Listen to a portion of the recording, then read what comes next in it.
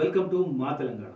హైదరాబాద్లోని సెక్రటేరియట్లో తెలంగాణ తల్లి విగ్రహం ఏర్పాటు చేస్తామని ప్రకటించిన సీఎం రేవంత్ రెడ్డి అందుకు స్థల పరిశీలన చేశారు. సచివాలయ ప్రాంగణంలో విగ్రహం ఎక్కడ ఏర్పాటు చేస్తే బాగుంటుందనే విషయమై పరిశీలించారు. విగ్రహం డిజైన్ తదితర అంశాలపై అధికారులతో చర్చించారు. తెలంగాణ సంస్కృతి ప్రతిబింబించేలా విగ్రహం ఉండాలన్నారు. ఇందుకోసం అవసరమైన పూర్తి ప్రణాళికలు సిద్ధం చేయాలని అధికారులను ఆదేశించారు.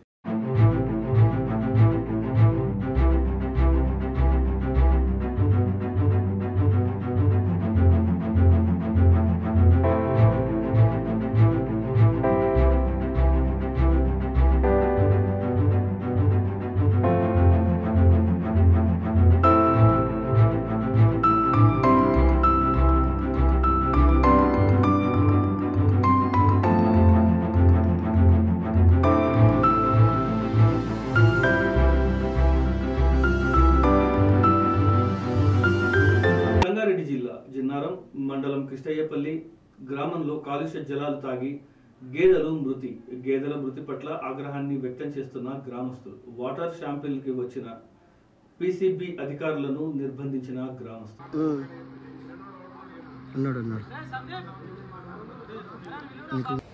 ఒకవేళ పంపిస్తే ఇంకా ఎక్కువ చేంజెస్ ఉంటాయి బాడీలో. లివర్ అనేది దెబ్బతింటుంది, లివర్ టాక్సిసిటీ. అంటే దేనివల్ల సార్ అది? దేనివల్ల అన్నదంటే చెప్పలేము. విషం తిన్నది ఏమన్నా అయి ఉండొచ్చు, విషం అయి ఉండొచ్చు. ఇప్పుడు ఒక్క పశువు చనిపోతేనేమో అది వేరే. ఒకేసారి ఇన్ని అంటే ఫ్లాక్ మొత్తం అంటే ఒక చోట పోయి ఏదైనా తినుండాలి, తాగుండాలి. ఇంకొక రీజన్ లేదు. ఇది అంటు రోగాలు కాదు. కాబట్టి విషం పెట్టడం అంటే ఇక ఆ సిమ్టమ్స్ వేరే ఉంటాయి. విషం పెట్టి చనిపోయినా ఉండాలి, లేదా విషం తాగు ఉండాలి, లేదా ఏమన్నా తినుండాలి. ఈ మూడే ఉన్నాయి. టాక్సిసిటీ అయితే నిన్న ట్రీట్మెంట్ చేసాము. ఇట్లాంటి ఒకటి చనిపోయింది, రాత్రి చనిపోయింది. ఇప్పుడు అది కూడా సీరియస్ ఉంటుంది. ఎనీ మూమెంట్ అది చనిపోవచ్చు. ఈ మూడు కూడా ఇవి 4 క్రిటికల్ ఉన్నాయి. ఇవి 4 కూడా ఏమీ చెప్పలేము.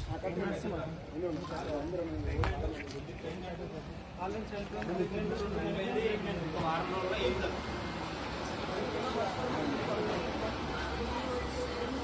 సంగారెడ్డి జిల్లా పటాన్చెరు పట్టణంలో మాజీ ప్రధాని రాజీవ్ గాంధీ 80వ జయంతి వేడుకలు పటాన్చెరులో ఘనంగా నిర్వహించారు. ఐఎన్టీయూసీ జిల్లా అధ్యక్షులు, Congress party Patancheru town president Kolluri Narasimha Reddy ఆధ్వర్యంలో కేక్ కటింగ్ చేసి సంబరాలు చేసుకున్నారు. ఈ సందర్భంగా కొల్కూరి నరసింహారెడ్డి మాట్లాడుతూ భారతదేశం గొప్ప దార్శనికుడిని కోల్పోయిందని, దేశ ఐటీ రంగానికి, టెలికమ్యూనికేషన్ రంగాన్ని ఆయన తీసుకువచ్చిన సంస్కరణల మూలంగా నేడు భారతదేశం ఐటీ రంగంలో అద్భుత విజయాలు సాధించిందని అన్నారు. బీఆర్ఎస్ మాజీ మంత్రి ఒకరు విమర్శలు చేస్తూ సెక్రటేరియట్ ముందు రాజీవ్ గాంధీ విగ్రహం తొలగిస్తామని, ఎయిర్పోర్ట్ పేరు మారుస్తామని అన్నారు. మొన్నటికి మొన్న ప్రజలు బాగా బుద్ధి చెప్పి తన చెల్లెలు లిక్కర్ స్కామ్, కాళేశ్వరం పేరుతో 5 లక్షల కోట్ల దోపిడీ చేసుకున్న దొంగలు అని ఆయన మండిపడ్డారు. భారతరత్న మాజీ ప్రధాని రాజీవ్ గాంధీ గారి 80వ జయంతి పురస్కరించుకొని పటాన్చెరు పట్టణ కాంగ్రెస్ ఆధ్వర్యంలో ఈరోజు వారికి ఘనంగా నివాళులర్పించాం. మరి ఈ దేశము ఒక గొప్ప వ్యక్తిని కోల్పోవడం జరిగింది. మరి వారు ఈ భారతదేశంలో అతి పిన్న వయసులో 40 సంవత్సరాల్లోనే ప్రధానమంత్రిగా పీఠాన్ని అవరోధించడం జరిగింది. మరి వారు ప్రధానిగా అయిన తర్వాత ఈ దేశంలో 18 సంవత్సరాలకు ఓటు హక్కు కలగాలి, 21 సంవత్సరాలు ఉన్నటువంటి ఓటు హక్కును తొలగించి 18 సంవత్సరాలకే ఓటు హక్కు కల్పించినటువంటి ఘనత రాజీవ్ గాంధీ గారిది. అట్లాగే ఈ దేశంలో ఐటీ విప్లవాన్ని తీసుకొచ్చి, టెలికమ్యూనికేషన్ విప్లవాన్ని తీసుకొచ్చి ఒక విప్లవ పితామహునిగా వారు 2000 సంవత్సరంలో వరకే రిక్షా పుల్లర్ కూడా సెల్ ఫోన్లో మాట్లాడుతూ మరి ఆ యొక్క ఘనత కూడా రాజీవ్ గాంధీ గారిదే. 73వ రాజ్యాంగ ఆర్టికల్లో పంచాయతీరాజ్ చట్టాన్ని చేర్చి మరి ఈ దేశంలో ప్రధానికి లేనటువంటి సర్పంచుల చెక్ పవర్ను సర్పంచులకు ఇప్పించడం జరిగింది. మరి వారు ఈ దేశంలో గరీబీ హటావో, మరి ముఖ్యంగా ఏబిసిడి వర్గీకరణకు వ్యతిరేకంగా జాతీయ మాల మహానాడు ఆధ్వర్యంలో నిరసన. కేంద్రం ప్రభుత్వం ఎస్సీలను, వాటి ఉపకులాలను విభజించి పాలించే ఆలోచన మానుకోవాలని ఈరోజు సుప్రీంకోర్టు తీర్పుని వ్యతిరేకిస్తూ జాతీయ మాల మహానాడు ఆధ్వర్యంలో జిల్లా అధ్యక్షులు కల్లూరి సంజీవ్ ఆధ్వర్యంలో మెదక్ జిల్లా కేంద్రంలోని R&B గెస్ట్ హౌస్ నుండి స్థానిక అంబేద్కర్ సర్కిల్ వద్దకు ర్యాలీ చేపట్టి బస్ డిపో ఎదుట నిరసన చేపట్టారు. ఈ సందర్భంగా జిల్లా అధ్యక్షులు అల్లూరి సంజీవ్ మాట్లాడుతూ ఇది సుప్రీంకోర్టు ఇచ్చిన తీర్పు కాదు, మోదీ ప్రభుత్వం ఇచ్చిన తీర్పు. ఇది భారత రాజ్యాంగానికి పార్లమెంట్లో 1/3 మెజారిటీతో చేయాల్సిన చట్టాన్ని సుప్రీంకోర్టుని చేతుల్లో పెట్టుకొని ఏకపక్ష తీర్పుని ఇవ్వడం జరిగింది అని విమర్శించడం జరిగింది. దీనివల్ల ఎస్సీలకు, ఎస్సీ ఉపకులాలకు తీరని అన్యాయం జరుగుతుందని, విద్యా ఉద్యోగ రిజర్వేషన్లో యువత నష్టపోతుందని, సామాజిక వర్గం సుప్రీంకోర్టు తీర్పు ద్వారా ఇంకా వెనకబడిపోతుందని ఇప్పటికైనా కేంద్ర ప్రభుత్వం కళ్ళు తెరుచుకొని ఎస్సీలను విభజించి పాలించే ఆలోచన మానుకోవాలని తెలియజేశారు.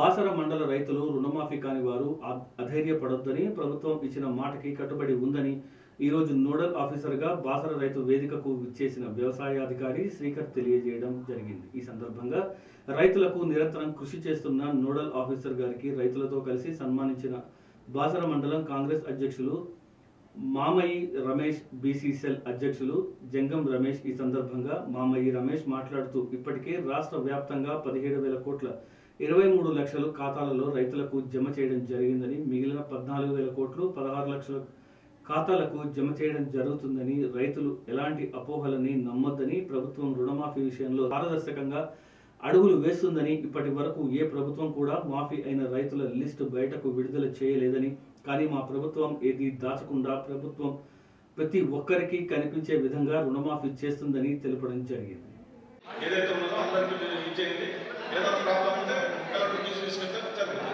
బాసర మండల రైతు తరఫున మండల ప్రెసిడెంట్ అందరూ మన నోడల్ ఆఫీసర్ గారికి చిన్న సత్కారం చేసి ఏ ప్రాబ్లంలో ఆ ప్రాబ్లంలో డాక్యుమెంట్ తెచ్చిస్తే 100% అందరికీ అయిపోతుంది. రేషన్ కార్డు లేని వాళ్ళు కూడా అవుతుంది.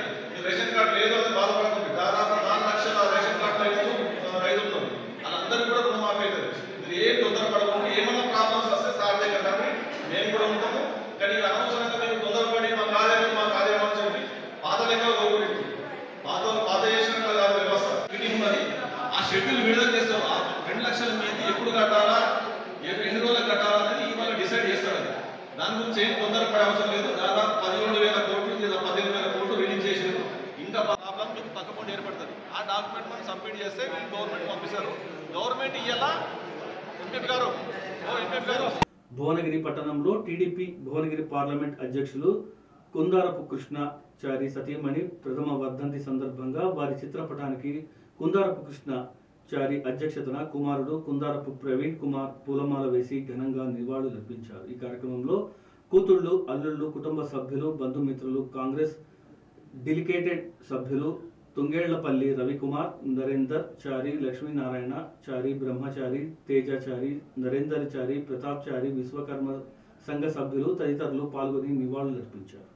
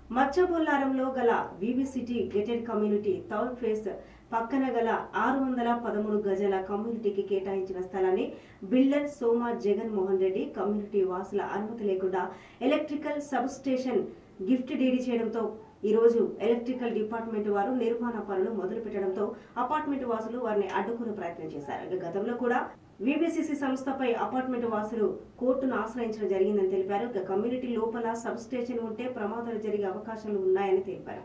हमने वीपीसिटी में घर लिया था 2018 में, ये सोच के कि हमें एक अच्छा एनवायरनमेंट मिलेगा हमारे बच्चों को. तो यहाँ पर तो ऐसा हो रहा है कि बिल्डर अभी सडनली सब स्टेशन लेकर आ गया है.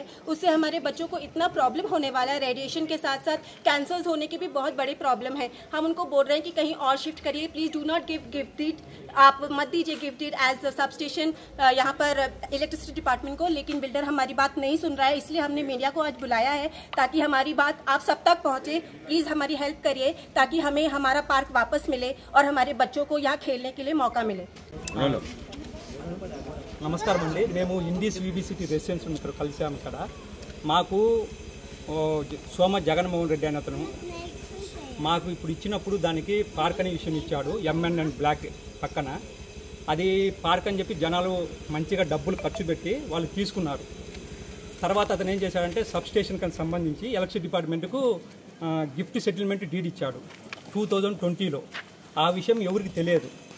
మాకు ఈ మధ్య రీసెంట్గా తెలిసింది ఆ విషయం.